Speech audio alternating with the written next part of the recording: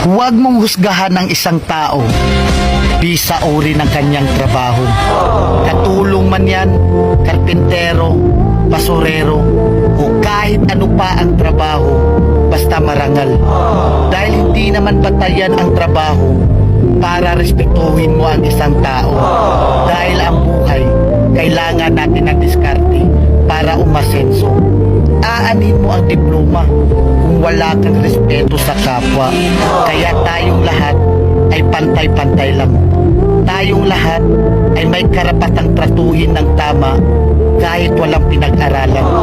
Tandaan natin, kahit ano pang kurso ang natapos mo, kahit ano pang diploma ang hawak mo, kahit mayaman o mahirap ka lang, lahat tayo kapag namatay, iisa lang ang titulong diplomang nakaukit sa lapida natin.